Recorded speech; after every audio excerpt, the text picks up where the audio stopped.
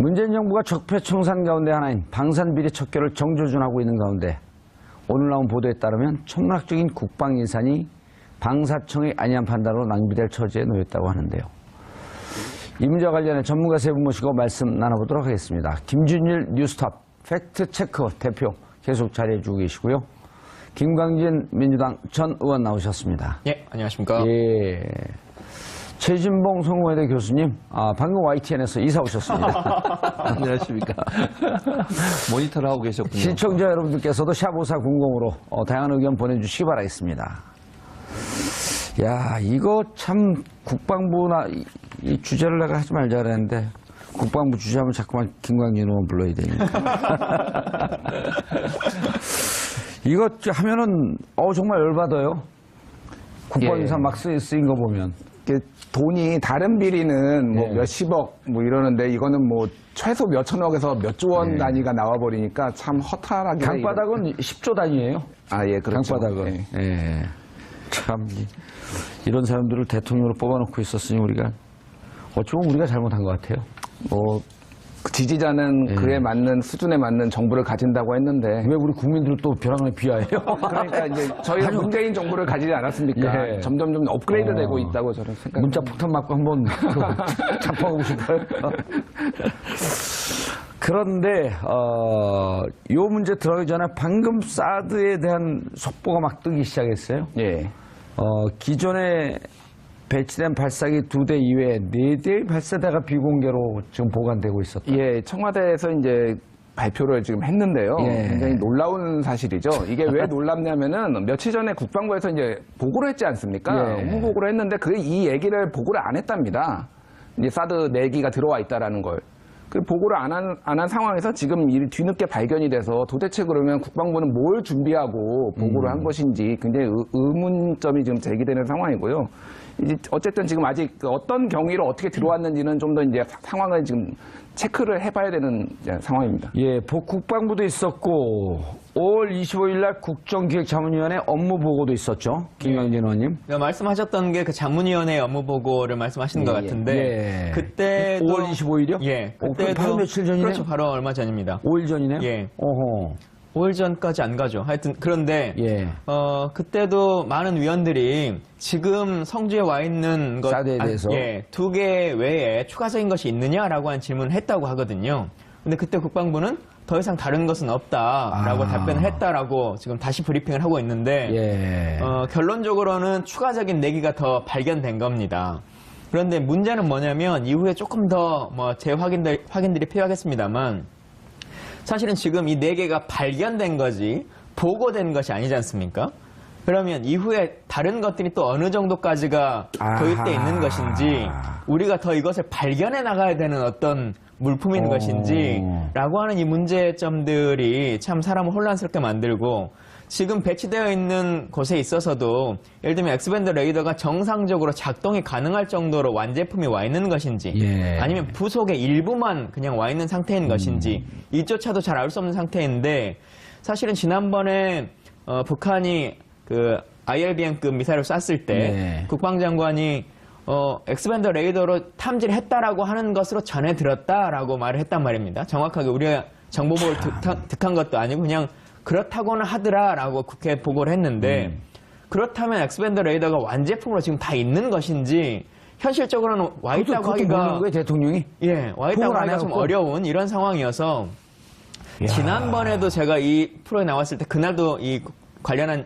일이었는데 그때 뉴스 중에 하나가 청와대 안보실이 대통령에게 업무 보고를 제대로 인수인계해주지 않고 있다라고 하는 논쟁이 있었지 않습니까? 예. 그 일들이 계속적으로 반복되고 있는 것이고 안보실장이 바뀐 이후에도 지금 정상적으로 이루어지지 않고 있는 것 같습니다. 김광진 안보실장이죠 지금?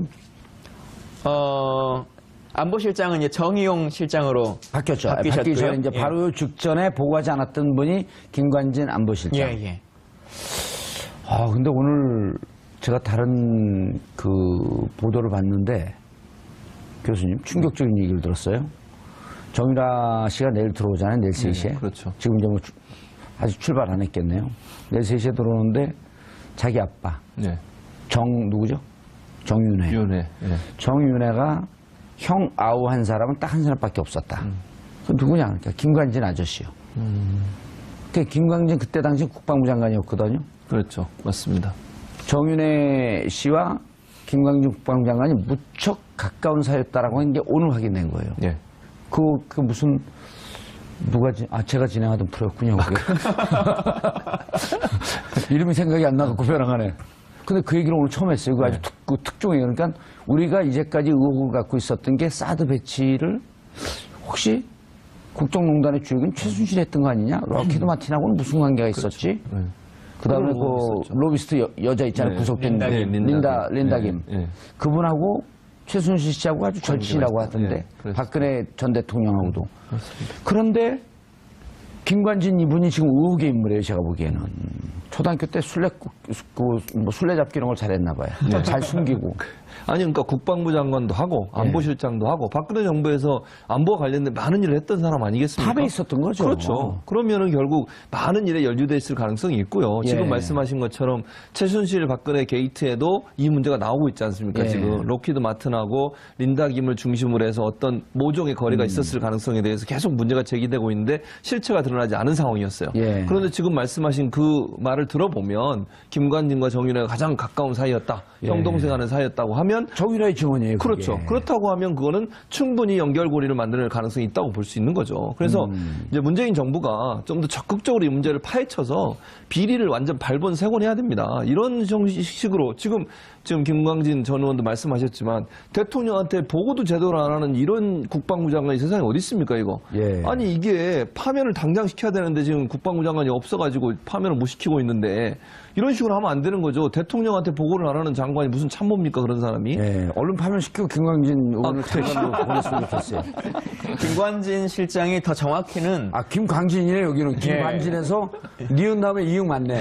김관진에서 김광진으로. 더 정확히는 MB 시절부터도 국방장관 하던 아주 분이거든요. 최장수아니에요. 예, 국방장관을 MB 시절부터 하다가 지금 박근혜 정부는 4년을 풀로 장관과 안보실장을 하고 예. 또 지금 지금 이제 물러났네요. 예. 그 문재인 정부 시절까지도 안보실장을 또 했던 거 아니겠습니까? 그렇죠. 그러니까 정말 장수를 한 거죠. 예.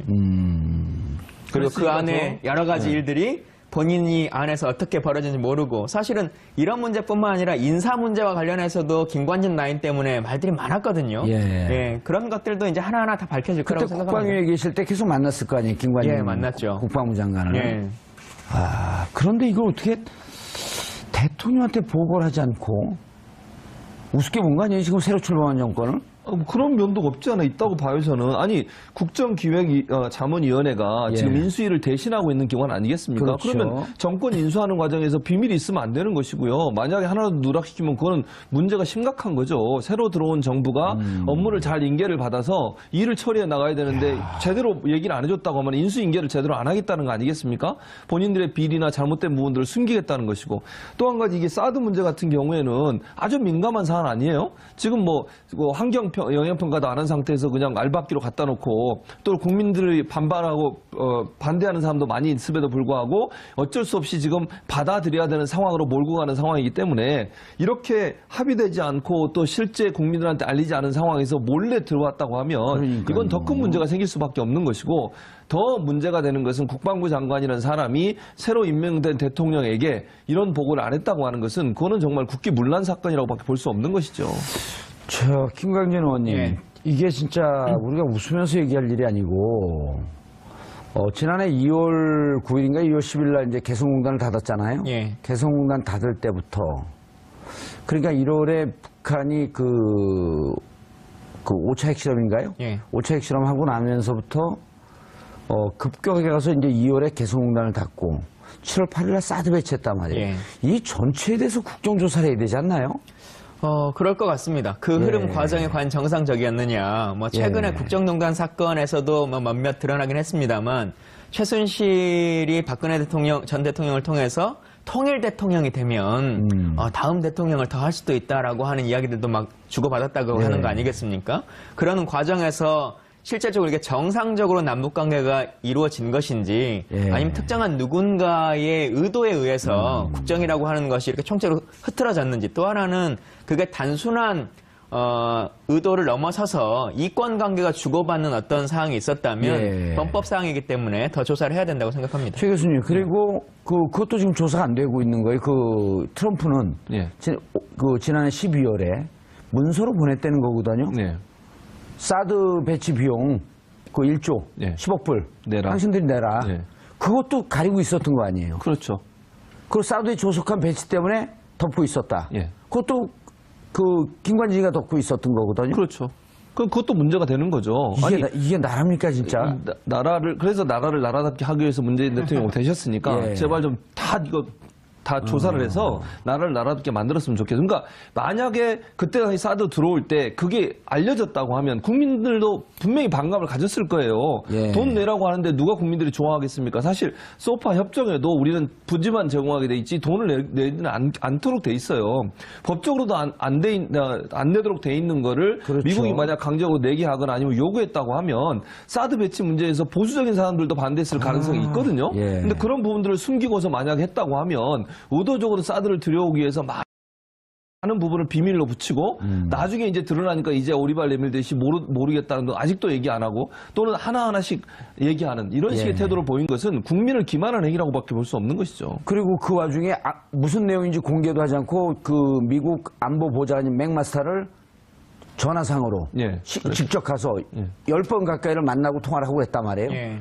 3번 정도를 가고 예. 5번 정도의 통화가 그렇죠. 있었던 한 10번 걸로. 가까이 되는 거죠. 예, 그래서 실제로 국내에서 여러 가지 이견들이 있거나 아니 문제가 발생할 때는 꼭 전화를 해서 아무런 문제가 없는 것처럼 정치적으로 활용을 했거든요. 미국도 입장이 그렇지 않다라고 했는데 실제로 미국의 대통령도 여러 가지 이야기를 하고 있고 또 어찌 보면 직접적으로 사드 비용 1조라고 하는 것을 말하지 않더라도 말씀하셨던 우리 소파의 규정상에 보면 한미 간에 운영하는 주한 방위비 분담금이라고 예. 하는 항목 안에 여러 가지 인건비도 있습니다만 연합자산 운영비라고 하는 것이 항목이 따로 있습니다. 예. 그래서 한미 간에 같이 활용할 수 있는 자산에 대한 유지 비용들요. 근데 이런 건 당연히 새로운 기체가 들어오면 비용이 증가할 수밖에 없는 것이거든요. 근데 그 증가분이 어느 정도이다라고 하는 것을 국민들께 알려드려야 되는데 예. 그걸 계속적으로 증가하지 않을 거다. 그냥 우리를 믿어달라라고 하는 얘기만 반복해 왔던 거죠. 그리고 시간 지나면 그게 거짓말로 판명이 되고. 그렇죠. 그리고는 은근슬쩍 그냥 한 2년 후에나 올라가면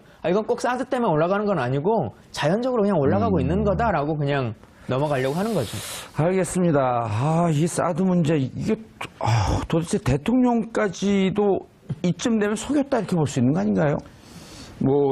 보고하지 않았다라고 하는 건데. 예, 이게 그게 고의든 고의가 아니든 속인 거는 거의 그렇죠. 확실한 사실이고요. 이제 검찰 쪽에 모든 핵심의 의혹에 이제 우병우가 있다면은 예. 사정기관 쪽이나 검찰, 국방 쪽에는 사실상 이제 김관진 전 안보실장이 왜냐면은 F-35 들여올 때 당시 국방부 장관이었는데 예. 국회에 나와서 정무적 판단을 했다 하는 식으로 이제 두루뭉술하게 넘어간 그 문제도 있고 이게 지금 핵심 그렇죠. 굉장히 큰 방산 비리 중에 하나지 않습니까? 업체를 받는. 선정하는 과정 속에서 예, 예. 임의로 탈락한 데를 나중에 선정하고 그랬었잖아요. 예, 그렇습니다. 예. 그래서 이제 미국의 로키드 마틴. 근데 로키드 마틴을 주목해야 될 이유가 지금 다 로키드 마틴하고 걸려있어요. 사드도 로키드 마틴이고 F-35도 로키드 마틴이고 지금 그래서 박근혜 정권 시절에는 모든 무기가 거의 다 로키드 마틴사로 교체가 됐다는 거 아니에요? 예. 그 전에는 이제 보잉 쪽이 주로 이제 많이 무기 구매처였는데 로키드 마틴이 이제 급 부상을 했고요. 예. 그래서 12조 원 정도가 지금 정확한 건 아닙니다만 언론 보도에 따르면 한 12조 원 정도가 이제 로키드 마틴 왜냐면 쪽으로 그걸 다 공개하지 않으니까. 흘러가는 걸로 이제 나와 있고요. 그 핵심적인 의혹의 중심에 지금 김관진 전 국방부 장관이자 청와대 안보실장이 지금 있는 겁니다. KF-X 때문에 2천억을 날릴 처지에 있다. 이건 무슨 기사입니까? 예, 그러니까 이제 한국형 차세대 전투기. 예, 한국형 차세대 전투기를 도입을 하면서 이제 F-35를 결국은 이제 미국 로키드 마틴하고 계약을 했지 않습니까? 예. 그러면서 이제 중요한 거는 언제까지 우리가 이제 비행기를 들여올 수는 없으니까 나머지 어떤 핵심적인 기술도 이전에 받자 해서 미사일 기술이라든지 이런 것들을 이제 이전을 받기로 했는데 일방적으로 이제 파기를 해버립니다. 우리는 해줄 수 없다라고. 미국이요? 예, 미국 측에서. 오. 예, 여러 가지 이유를 댔겠죠. 그래서 이제 한국은 난처해 진 거죠, 사실은 이 상황이. 예. 그래서 유럽 업체하고 미사일을 이제 따로 계약을 합니다. 그쪽 기술 이전을 해주나요? 예, 그러니까 기술 이전하는 조건으로 이제 계약을 했는데 갑자기 미국에서 우리 풀렸어, 괜찮아, 이제 해줄게라고 하니까 그러면 또 추가로 비용을 지불한 게 2천억 원이 지금 된 겁니다. 그래서 이거는 조금 제가 설명을 좀 더 드려야 될 것 같은데 그 내용상에 있어서 네. 기본적으로 이제 아까 F-35나 F-15S라고 하는 네. 비행기를 8조 원 가까이 사오는 사업을 8조 원이요? 예, 정확히는 이제 7조 4천억인데요. 네. 그 사업을 FX 사업이라고 합니다. 아하, 비행기 사오는 사업을. 비행기를 사오는 예. 사업. 예. 사오는 것은 FX 사업이라고 하고 예. 그다음 KFX 사업은 언제까지 사오기만 할 거냐. 그러니까 우리도 장기적으로는 좀 개발하자라고 하는 게 예. KFX 사업. 아, 한국형 FX는 그냥 비행기를 구매해서 예, 들여오는 외국 걸 거고. 그대로 사오는 거고요. 그리고 KFX는 FX 사오는 것에 기술 이전 받았고 한국형으로 만들겠다. 예, 근데 이 기종을 선정할 때 FX 비행기를 선정해 올 때 지금 지난번 같은 경우 우리가 F-35, F-15S, 유로파이터 이 세 개의 기종을 가지고 고르고 있었던 거지 천천히 얘기해서 않습니까? 잘 못 알아듣겠어요. F-35, 예. F-15SE 그리고 유로파이터라고 아. 하는 세 개의 기종 중에서 골라보자라고 하다가. 예, 아. 쉽게 말하면 입찰이 이제 들어오고 예, 있었던 비딩을 붙인 거예요, 예, 이제. 중이었는데 이렇게 금액이 큰 경우에는 이 꼭 FX뿐만 아니라 대부분의 이 무기 거래에 있어서는 절충 교역이라고 하는 항목이 있습니다. 뭐냐면 비용을 깎아주거나 어떻게 하는 것은 어렵다 현실적으로. 대신 8조 원어치 무기를 사면 우리는 한 1조 원 정도의 가치가 있는 이 기술을 이전해 줄게. 아니면 어떤 회사는 우리는 한 2조 원 정도의 가치가 오. 있는 것을 이전해 줄게. 라고 하는 이제 그걸 뭐라 그래요? 절충 교역이라고 하는 절충교육, 예, 기술 이전. 예. 교육과 그 기술 이전과 관련한 교역을 예. 협상을 하도록 되어 있는데 아하.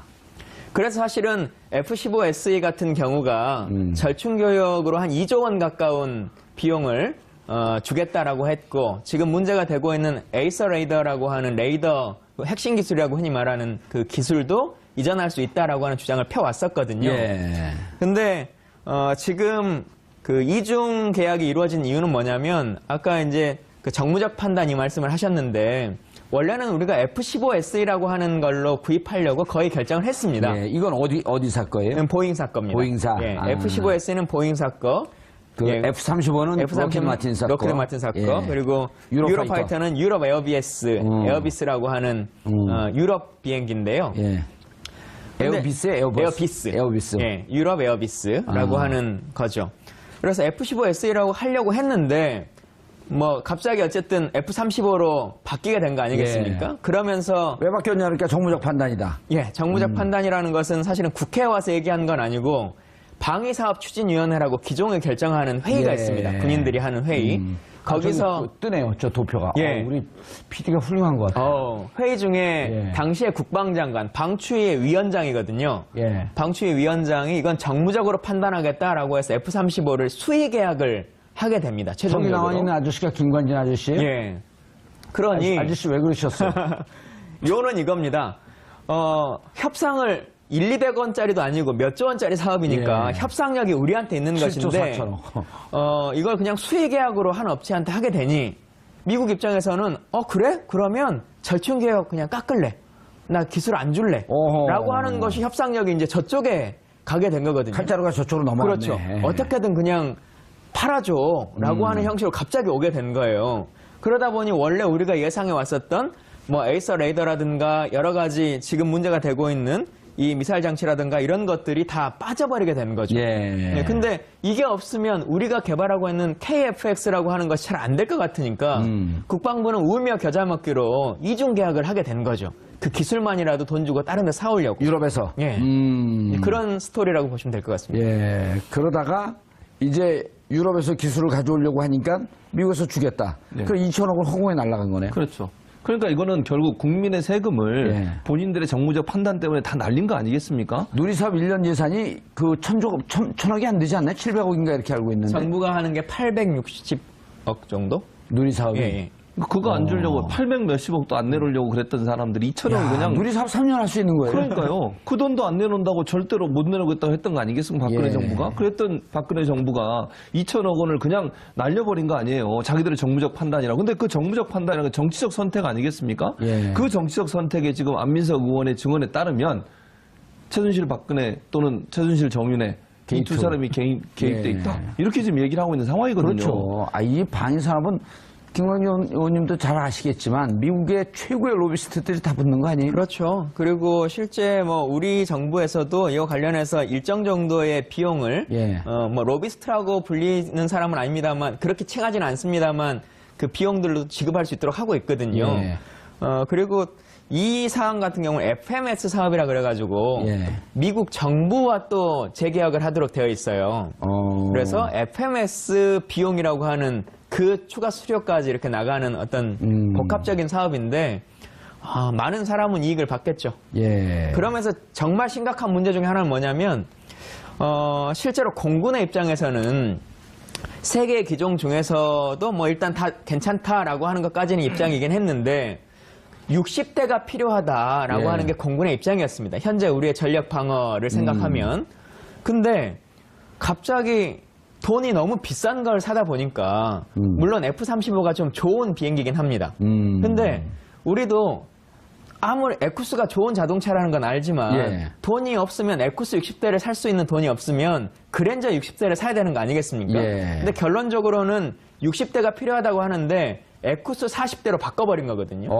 그래서 너무 비싸지니까. 예, 비싸지니까 금액은 그대로 줘야 될 것 같고 그만큼은 우리가 돈이 없고 그러니 결국은 공군이 지난 10년간 요구해 왔었던 60대라고 하는 것을 그래서 그 60대로 그동안 10년간 입찰을 해온 거거든요. 예. 다른 업체도 예를 들면 40대로만 입찰을 하라 그랬으면 이것보다 훨씬 더 좋은 조건으로 했을 겁니다. 아하. 근데 갑자기 최종적인 결정을 한 이후에 40대로 다운을 시켜버리니까 말도 안 되는 입찰을 하게 만든 거죠.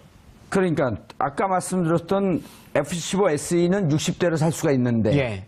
그 F-35는 40대밖에 못 사고. 그렇죠. 근데 양 비행기가 성능이 좀 많이 차이가 나요? 둘이 싸우면 누가 이겨요? 둘이 싸우면 F-35가 이길 수 있을 겁니다. 근데 비행기라고 하는 것이 1대1로만 싸우는 무기는 아니기 때문에 그렇죠. 그렇게 성능 비교를 하기는 조금 어렵고 다시 F-35 40대하고 F-15SE 60대하고 싸우면 누가 이겨요? 뭐 근데 그것도 단순하게 계산할 수는 없습니다. 단순하게 계산할 수 없습니다만 일단 기본적으로는 60대가 이기잖아요. 대수가 필요하거든요. 예. 예, 우리 공중전력이라고 하는 걸 유지하기 위해서 대수라고 하는 것이 필요하고 사실은 북한의 상대 전력이라고 하는 것이 우리처럼 말씀하신 것처럼 F-15, F-35가 싸우는 거면 40대와 60대가 참 어려운 비율일 겁니다. 예. 근데 북한의 비행기라고 하는 것이 전투기라고 하는 것이 미국이 뭐 이런 수준인데 그러니까 재래식 완전히 옛날 거 아니에요? 그렇죠. 지금 예. 실제로 83년 이후에는 비행기를 도입한 적이 없다는 거 아닙니까? 북한의 공식 발표로. 비행기 대신에 미사일을 도입했잖아요. 그렇죠. 그래서 그 비행기의 제공권이라고 하는 걸 생각해 보면 개수라고 하는 것이 훨씬 더 중요해서 우리의 ROC라고 하는 군사 요구도라고 하는 것에 분명히 60대라고 하는 것이 명시되어 있습니다. 입찰 기준에. 근데 그것을 그냥 깎아버린 거죠. 팩트체크 기자님. 김관진 국방장관이 여기서 무슨 일을 했어요? 이 와중에? 그냥 정무적 판단만 하고 있었어요? 그러니까 그 방위사업청이라는 조직이 이제 이런 예. 조달을 다 하는 건데 기본적으로 이제 방위사업청은 국방부 산하 아니에요? 예. 국방부 장관이 이제 감독하는 거거든요. 그래서 이제 그러니까 결국 이 결정 과정에는 결정적인 역할을 한 게 김관진 국방부 장관이었다. 이렇게 볼 수 있는 거 아닌가요? 이렇게 이제 책임을 져야 되는 입장이기 때문에 결국 그래서 이제 방추위에 나와서 이제 설명도 하고 그런 거고 아까 그 김광진 전 의원님께서 말씀하셨지만은 누군가는 이게 기종이 바뀌면서 큰 이익을 받거든요. 예. 근데 그게 이제 누구냐라는 거는 이제 좀 더 조사가 필요한 부분이죠. 그러니까. 교수님, 이게 이명박 정부 시절에 박근혜 정부 시절에 아니면 양 정부를 다 걸쳐 있었던 거예요? 뭐 실제적으로 보면 양정부를 다 거쳤다고 봐야 돼요. 그러니까 박근혜 정부에서 실제 실행은 됐지만 그 전에도 계속 이 논의가 있었거든요. 그러니까 F-35로 결정되는 과정은 이명박 정부 시절인가요? 아니면은 그건 박근혜 정부입니다. 박근혜 그건 정부. 최종적으로 한 2년 정도의 텀에서 한 것이고요. 기억나네요. 그 2012년 정권이 넘어가는 무렵에 차세대 전투기 사업은 다음 정부에 넘겨라. 예. 그래서 우리가 그때 조롱 섞인 말로 이렇게 얘기했어요. 그건 우리가 먹을 거니까 그 떡은 놓고 가. 그런 얘기 했었잖아요. 예. 실제로 중장기적으로 우리가 계획을 잡아야 된다라고 했던 것은 지금부터 한 10년 정도 가까운 시간이고요. 그러니까 말씀하신 것처럼 참여정부의 거의 마지막 시절에 우리도 이제는 중장기 소요가 필요하다라고 하는 것을 결정을 내려놓은 것이고 예. 아시는 것처럼 국방은 중장기 계획상 10년 정도의 터울로 계획을 잡습니다. 그렇게 잡아놓은 것이고 한 6년, 7년에 걸쳐서 우리의 방추위와 ADD와 뭐 카이다나 이런 모든 국가기관들이 예. 여러 업체들과 논의하고 우리의 ROC를 만들어서 최종적으로는 3개의 기종 중에서 선택하자라고 하는 걸로 결정한 거거든요. 예. 그것을 한 2년간 시험 평가를 해왔던 거죠. 그 2년간이 이제 박근혜 정부의 마지막 기간에 걸쳐 있었던 것입니다. 교수님, 이것도, 이거 어디까지 조사를 해야 될지.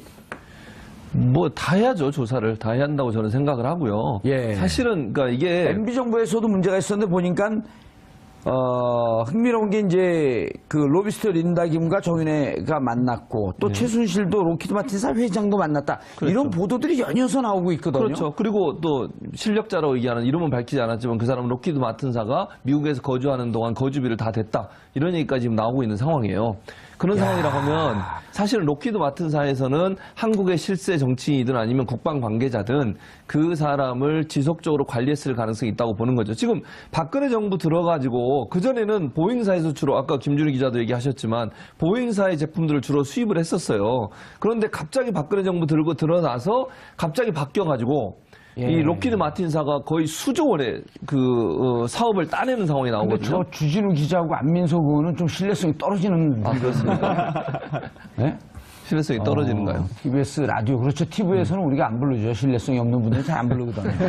그 저쪽이 증언이 사실이라고 하면 예. 사실은 끊임없이 로키드 마틴사는 한국을 향해서 로비를 했다고 볼 수 있겠고 거기에 정윤회 최순실이 개입될 가능성을 충분히 우리가 생각해 볼 수 있는 것이고 그렇다고 하면 결국 사드의 도입도 결국은 최순실과 연관되어 있는 게 아닌가 하는 그런 우려가 지금 나오고 있는 상황이에요. 린다 김을 만날 수 있는 유일한 사람이 저거든요. 아 그렇습니까? 예. 그럼 왜 직접 그런지 아세요? 물어보시면 어떻게 만나요? 지금 교도소에 있잖아요. 그렇죠. 어디 교도소인 줄 아세요? 모릅니다. 홍성교도소요. 제가 살던 그곳. 거기. 그래서 만나서 직접 뭐 물어보도 좋을 것 같은데. 아니, 제가 이제 면회 못 예. 가고 또 이제 그 교도관들을 통해야죠. 그렇군요. 또 교도관들 다 또 제 보좌관이 돼 있으니까. 야, 이게 터진 큰 건이네요, 이게. 그럴 겁니다. 지금 사실은 이 외에도 대중적으로 알려지지 않은 많은 사업들이 있는데 네. 예를 들면 뭐 로키드 마틴사의 지금 사드라든가 아니면 이 F-35 같은 경우는 뭐 대중적으로 알려졌습니다만 TX 사업이라고 하는 비행기 사업이 또 있습니다. 이것도 한 8조 원 가까운 예산이 관여되는 것인데 그 박근혜 사건에서 이렇게 쭉 되짚어 보면 국정농단 사건에서요. 최순실이 뭔가에서 이권이 필요한 사업에는 꼭 대통령을 보내서 그 행사에 축사나 뭐나 행사를 하도록 만들지 않습니까?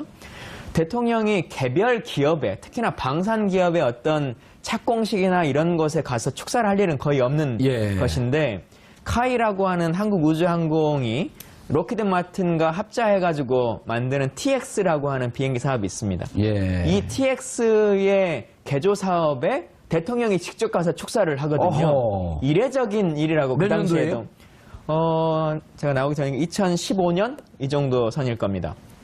그래서 이조차 그때 당시에는 이런 국정농단 사건이라고 하는 것이 이 있기 기사 저도 봤네요. 기억이 전이어서 나네. 예. 어떻게 대통령이 개별 뭐 기업도 아닌 그것도 해외 기업의 방산 관련한 것에 가서 우리 대통령 군통수권자가 축사를 할 수가 있지라고 하는 것이 한간에 엄청 떠들었었거든요. 그게 또 로키드 마틴사의 투자인데 과연 대통령은 그 자리에 누구의 조언으로 가서 축사를 했을 것이냐라고 하는 것들이 원 플러스 원 조언밖에 더 있겠어요? 예, 뭐 그런 것들을 조사를 해봐야겠죠. 예. 누구 조언으로 생각하세요? 이제 감옥 갔으니까 걱정 말고 얘기하세요. 명예훼손을 걸 사람들도 없어요. 예, 근데 여튼 뭐 가방 하나 드는 것도 전부 다 최순실 씨와 연관이 되는 거지 않습니까? 여기 간 것도 최순실 씨가 가라 그래서 갔을 연관될 거라고 가능성은 생각합니다. 예. 이때 당시에는 이제 정윤회하고는 관계가 끊어질 때인데. 예, 끊어질 예. 때라고 보겠죠. 그렇죠. 예. 근데 사실은 로키드 마틴사의 연결고리는 사실 많은 사람들이 최순실보다는 정윤회 쪽이라고 많이들 생각하고 있었거든요. 예. 국방부 쪽에 있는 사람들의 이야기들은.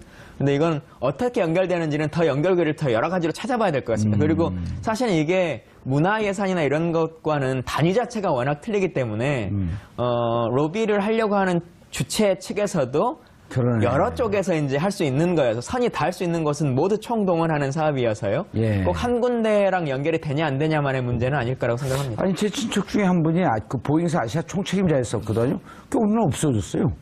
봤더니 보잉사는 아시아에 대한 사업이 이제 거의 아시아에서 이제 주로 중국 같은 경우는 미국에서 무기 수입하지 않잖아요. 자체 개발하고. 보니까 아시아에서 제일 큰 시장이 일본과 한국인데 한국 시장이 더 큰데 여기로 책임지고 있다가 가버린 거예요. 로키드 마틴은 다 넘어가니까. 그렇죠. 아까 나왔던 그 주모 기자의 표현에 따르면 그 로키드 마틴의 한국 매출이 100배가 넘었다는 그렇죠. 거예요. 그러니까 2010년부터 5년간 800억밖에 아니었어요. 10년부터 2015년까지는. 예. 그런데 박근혜 정부 들어서 2015년부터 2021년까지 이제 앞으로 투자할 것까지 예. 하면 21조 원. 그러니까 거의 예. 800억에서 12조 원이거든요. 12조 예. 원 가량으로 늘어났다는 거죠. 야, 그러고 100배가 넘네, 진짜. 그러니까요. 8조면 100배 아니에요. 예. 800억, 8천억, 8조. 12조면 150배. 그렇죠. 그 정도로 늘어난 거죠. 주진우 기자 얘기가 맞네. 이제 이름을 밝혀도 되는 맞으니까. 네. 150배. 그 정도로 올라간 거죠. 그게 21년까지 계약을 걸어놓은 게 이제 그렇고요. 박근혜 정부 4년으로 치면 9조 원 정도는 계약서에 서명을 해놓은 그래도 거죠. 100, 그래도 100배가 되는 거죠. 100배가 되는 예. 거네. 야, 10년서부터 15년까지가 800억인데, 예. 15년서부터 21년까지 12조. 그리고 지금 박근혜 현재까지 9조 원. 2012년서부터 16년 12월 9일까지죠. 예. 탄핵이니까 이때까지 9조 9조 원. 원. 35억은 누가 가져갔을까? 야, 이거는 진짜 어마어마한 돈입니다. 아니 그러니까 우리가 이쪽 기자들 이거 복지예산 뭐 추적하는 이런 거- 기자들이 무슨 얘기를 했냐면 팩트 체커 기자들이 무슨 얘기했냐면 이 국정농단 사건 그리고 삼성로또 지원 미르재단 K스포츠재단 이거 빙산의 일각이다. 푼돈, 뭐, 빙산의 일각 이런 예, 거 많이 뭐 하루 하죠. 저녁 그냥 그 백반값 예. 그래서 이게 백반이 그 400억 500억 갖고 백반을 먹는 그러니까 두 가지 이제 방향성이 있는 거예요. 하나는 이제 수사와 조사를 통해서 이제 비리를 밝혀내는 것이 하나 있고요.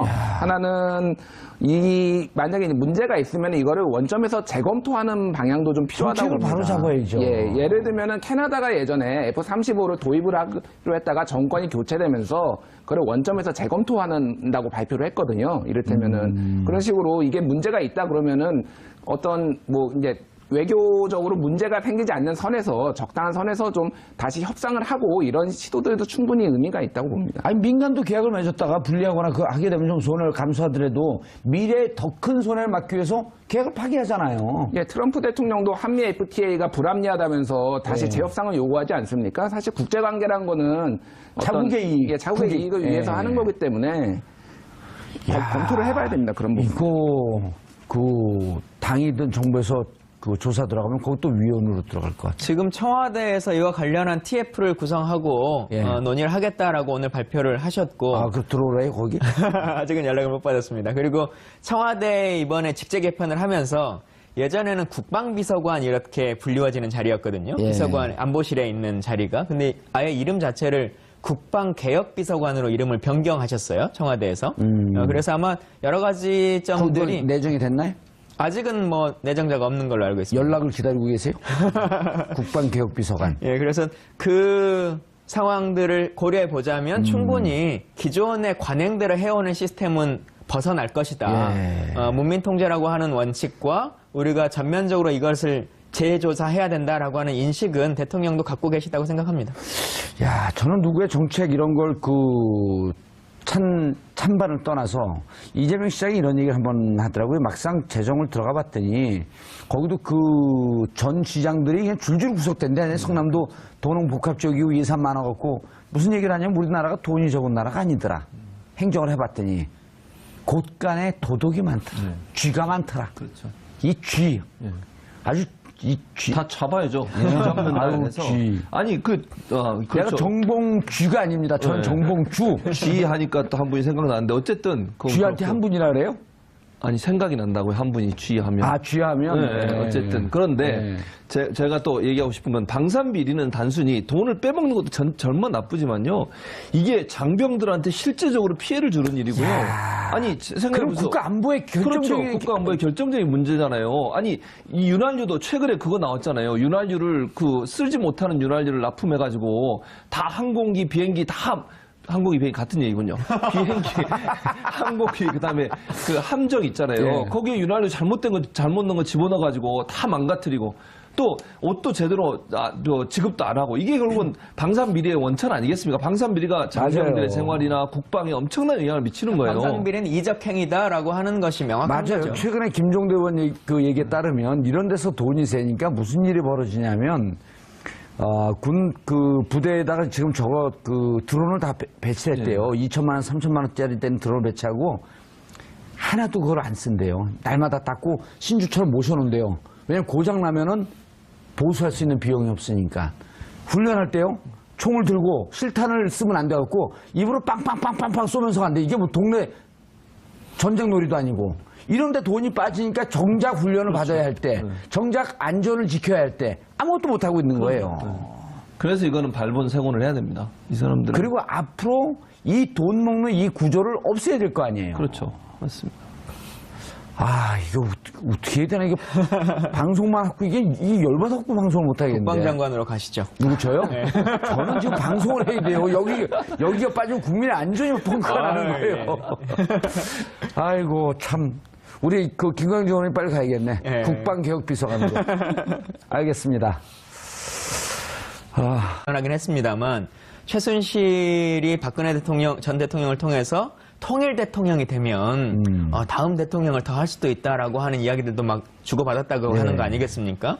그러는 과정에서 실제적으로 이게 정상적으로 남북 관계가 이루어진 것인지 아니면 특정한 누군가의 의도에 의해서 국정이라고 하는 것이 이렇게 총체로 흐트러졌는지, 또 하나는 그게 단순한 의도를 넘어서서 이권 관계가 주고받는 어떤 사항이 있었다면 범법 사항이기 때문에 더 조사를 해야 된다고 생각합니다. 최 교수님, 그리고 그것도 지금 조사가 안 되고 있는 거예요. 그 트럼프는 지난해 12월에 문서로 보냈다는 거거든요.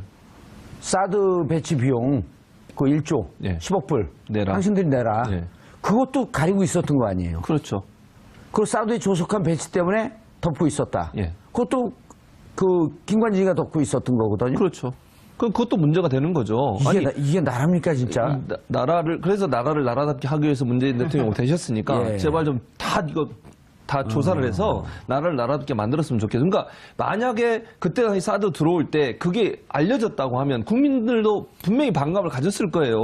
돈 내라고 하는데 누가 국민들이 좋아하겠습니까? 사실 소파 협정에도 우리는 부지만 제공하게 돼 있지 돈을 내지는 않도록 돼 있어요.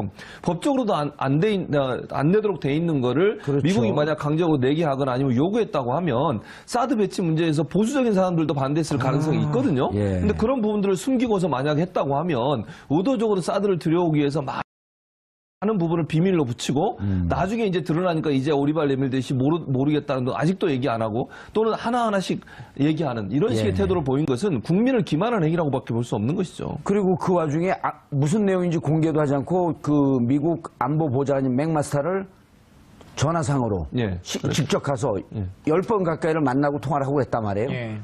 3번 정도를 가고 5번 정도의 통화가 그렇죠. 있었던 한 10번 걸로. 가까이 되는 거죠. 그래서 실제로 국내에서 여러 가지 이견들이 있거나 아니 문제가 발생할 때는 꼭 전화를 해서 아무런 문제가 없는 것처럼 정치적으로 활용을 했거든요. 미국도 입장이 그렇지 않다라고 했는데 실제로 미국의 대통령도 여러 가지 이야기를 하고 있고 또 어찌 보면 직접적으로 사드 비용 1조라고 하는 것을 말하지 않더라도 말씀하셨던 우리 소파의 규정상에 보면 한미 간에 운영하는 그 방위비 분담금이라고 하는 항목 안에 여러 가지 뭐 인건비도 있습니다만 연합자산 운영비라고 하는 것이 항목이 따로 있습니다. 그래서 한미 간에 같이 활용할 수 있는 자산에 대한 유지 비용들요. 근데 이런 건 당연히 새로운 기체가 들어오면 비용이 증가할 수밖에 없는 것이거든요. 근데 그 증가분이 어느 정도이다라고 하는 것을 국민들께 알려드려야 되는데 그걸 계속적으로 증가하지 않을 거다. 그냥 우리를 믿어달라라고 하는 얘기만 반복해 왔던 거죠. 그리고 시간 지나면 그게 거짓말로 판명이 되고. 그렇죠. 그리고는 은근슬쩍 그냥 한 2년 후에나 올라가면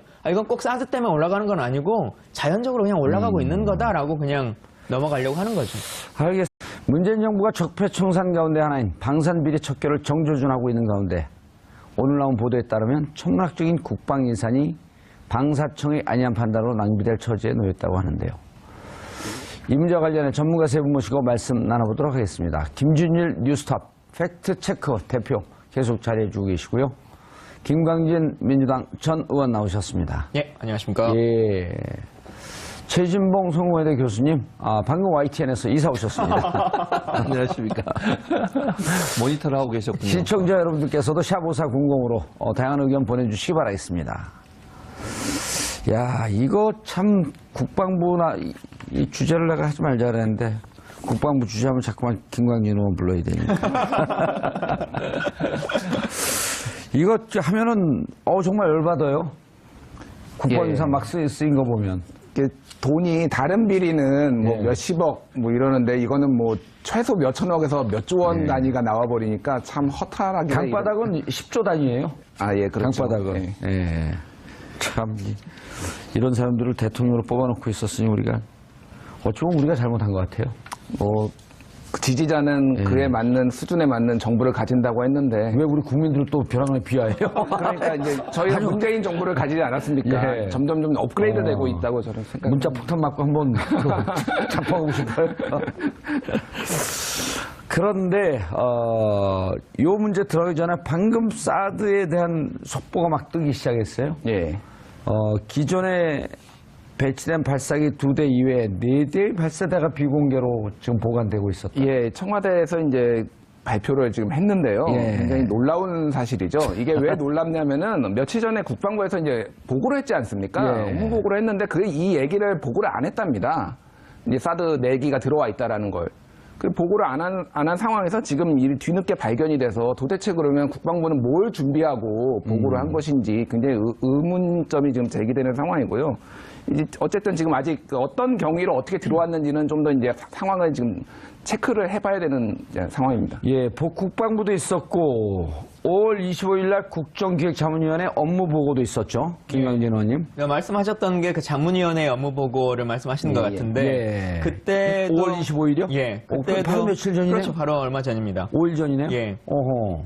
5일 전까지 안 가죠. 하여튼 그런데 예. 그때도 많은 위원들이 지금 성주에 와 있는 것 사드에 대해서? 예, 2개 외에 추가적인 것이 있느냐라고 한 질문을 했다고 하거든요. 근데 그때 국방부는 더 이상 다른 것은 없다라고 답변을 했다라고 지금 다시 브리핑을 하고 있는데 예. 결론적으로는 추가적인 내기가 더 발견된 겁니다. 그런데 문제는 뭐냐면 이후에 조금 더 확인들이 필요하겠습니다만 사실은 지금 이 4개가 발견된 거지 보고된 것이 아니지 않습니까? 그러면 이후에 다른 것들이 또 어느 정도까지가 도입되어 있는 것인지 우리가 더 이것을 발견해 나가야 되는 어떤 물품인 것인지 라고 하는 이 문제점들이 참 사람을 혼란스럽게 만들고 지금 배치되어 있는 곳에 있어서도 예를 들면 엑스밴드 레이더가 정상적으로 작동이 가능할 정도로 완제품이 와 있는 것인지 예. 아니면 부속의 일부만 그냥 와 있는 상태인 것인지 이조차도 잘 알 수 없는 상태인데 사실은 지난번에 북한이 그 IRBM급 미사일을 쐈을 때 네. 국방장관이 엑스밴드 레이더로 탐지를 했다라고 하는 것으로 전해 들었다라고 말을 했단 말입니다. 정확하게 우리가 정보보를 득한 것도 아니고 그냥 그렇다고는 하더라라고 국회에 보고를 했는데 그렇다면 엑스밴드 레이더가 완제품으로 지금 다 있는 것인지 현실적으로는 와 있다고 그것도 하기가 모르는 거예요, 대통령이? 예, 와 있다고 보고를 안 하기가 좀 해갖고? 어려운 이런 상황이어서 지난번에도 제가 이 프로에 나왔을 때 그날도 이 관련한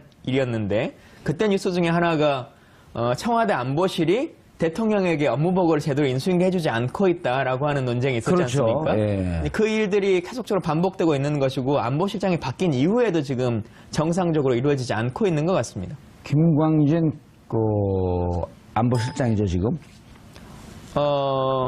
안보실장은 이제 정의용 실장으로 바뀌었죠. 바뀌셨고요. 바뀌기 전에 이제 예. 바로 직전에 보고하지 않았던 분이 김관진 안보실장. 예. 근데 오늘 제가 다른 그 보도를 봤는데 교수님 충격적인 얘기를 들었어요. 정유라 씨가 내일 들어오잖아요. 내일 3시에. 그렇죠. 지금 이제 뭐 아직 출발 안 했겠네요. 내일 3시에 들어오는데 자기 아빠 네. 누구죠? 정윤회. 위원회. 예. 정윤회가 형 아우한 사람은 딱 한 사람밖에 없었다. 그 누구냐? 그러니까 김관진 아저씨요. 그 김광진 그때 당시 국방부 장관이었거든요. 그렇죠. 맞습니다. 정윤회 씨와 김광진 국방부 장관이 무척 가까운 사이였다라고 하는 게 오늘 확인된 거예요. 예. 그 무슨 제가 진행하던 프로였군요. 그게. 이름이 생각이 안 나갖고 벼랑하네.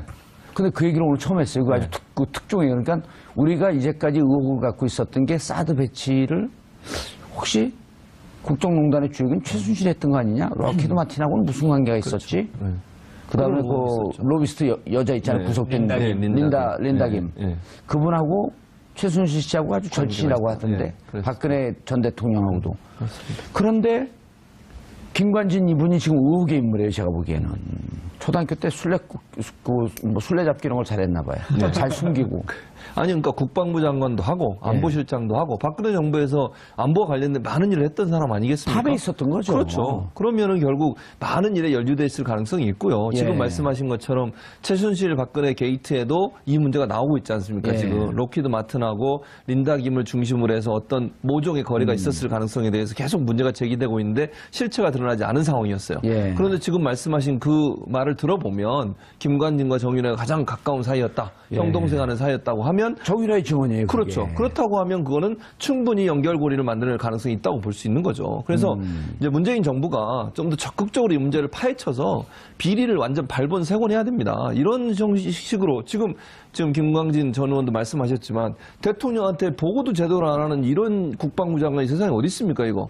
아니 이게 파면을 당장 시켜야 되는데 지금 국방부 장관이 없어가지고 파면을 못 시키고 있는데 이런 식으로 하면 안 되는 거죠. 대통령한테 보고를 안 하는 장관이 무슨 참모입니까 그런 사람이? 얼른 파면시키고 김광진 의원을 퇴관으로 보냈으면 좋겠어요. 김관진 실장이 더 정확히는 김광진이네 여기는. 김관진에서 니은 다음에 이응 맞네. 김관진에서 김광진으로. 더 정확히는 MB 시절부터도 국방장관 하던 아주 분이거든요. 최장수아니에요. 국방장관을 MB 시절부터 하다가 지금 박근혜 정부는 4년을 풀로 장관과 안보실장을 하고 또 지금 지금 이제 물러났네요. 그 문재인 정부 시절까지도 안보실장을 또 했던 거 아니겠습니까? 그렇죠. 그러니까 정말 장수를 한 거죠. 그리고 그 안에 여러 가지 일들이 본인이 안에서 어떻게 벌어지는지 모르고 사실은 이런 문제뿐만 아니라 인사 문제와 관련해서도 김관진 라인 때문에 말들이 많았거든요. 그런 것들도 이제 하나하나 다 밝혀질 거라고 그때 생각합니다. 국방위에 계실 때 계속 만났을 거 아니에요. 김관진 만났죠. 국방부 장관을. 그런데 이걸 어떻게 대통령한테 보고를 하지 않고 우습게 본 거 아니에요? 지금 새로 출범한 정권을? 그런 면도 없지 않아 있다고 봐요 저는. 아니 국정기획자문위원회가 지금 인수위를 대신하고 있는 기관 아니겠습니까? 그렇죠. 그러면 정권 인수하는 과정에서 비밀이 있으면 안 되는 것이고요. 만약에 하나라도 누락시키면 그거는 문제가 심각한 거죠. 새로 들어온 정부가 업무를 잘 인계를 받아서 일을 처리해 나가야 되는데 제대로 얘기를 안 해줬다고 하면 인수 인계를 제대로 안 하겠다는 거 아니겠습니까? 본인들의 비리나 잘못된 부분들을 숨기겠다는 것이고 또 한 가지 이게 사드 문제 같은 경우에는 아주 민감한 사안 아니에요? 지금 환경 영향평가도 안 한 상태에서 그냥 알박기로 갖다 놓고 또 국민들이 반발하고 반대하는 사람도 많이 있음에도 불구하고 어쩔 수 없이 지금 받아들여야 되는 상황으로 몰고 가는 상황이기 때문에 이렇게 합의되지 않고 또 실제 국민들한테 알리지 않은 상황에서 몰래 들어왔다고 하면 이건 더 큰 문제가 생길 수밖에 없는 것이고 더 문제가 되는 것은 국방부 장관이라는 사람이 새로 임명된 대통령에게 이런 보고를 안 했다고 하는 것은 그거는 정말 국기문란 사건이라고밖에 볼 수 없는 것이죠.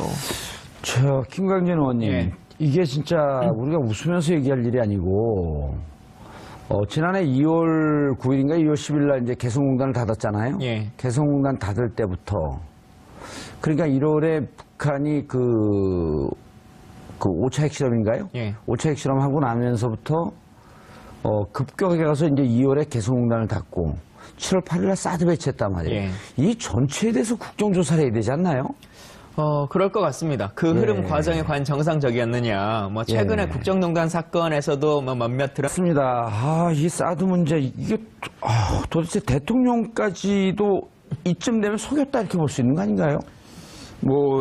보고하지 않았다라고 하는 건데. 이게 그게 고의든 고의가 아니든 속인 거는 거의 그렇죠. 확실한 사실이고요. 이제 검찰 쪽에 모든 핵심의 의혹에 이제 우병우가 있다면은 사정기관 쪽이나 검찰, 국방 쪽에는 사실상 이제 김관진 전 안보실장이 왜냐면은 그 F-35 들여올 때 당시 국방부 장관이었는데 예. 국회에 나와서 정무적 판단을 했다 하는 식으로 이제 두루뭉술하게 넘어간 그 문제도 있고 이게 지금 핵심 그렇죠. 굉장히 큰 방산 비리 중에 하나지 않습니까? 업체를 받는. 선정하는 과정 속에서 예, 예. 임의로 탈락한 데를 나중에 뭐 선정하고 그랬었잖아요. 예, 그렇습니다. 예. 그래서 이제 미국의 로키드 마틴. 근데 로키드 마틴을 주목해야 될 이유가 지금 다 로키드 마틴하고 걸려있어요. 사드도 로키드 마틴이고 F-35도 로키드 마틴이고 지금 그래서 박근혜 정권 시절에는 모든 무기가 거의 다 로키드 마틴사로 교체가 됐다는 거 아니에요? 예, 예. 그 전에는 이제 보잉 쪽이 주로 이제 많이 그 무기 구매처였는데 로키드 마틴이 이제 급 부상을 했고요. 예. 그래서 뭐 12조 원 정도가 지금 뭐 정확한 건 아닙니다만 언론 보도에 따르면 한 12조 원 정도가 이제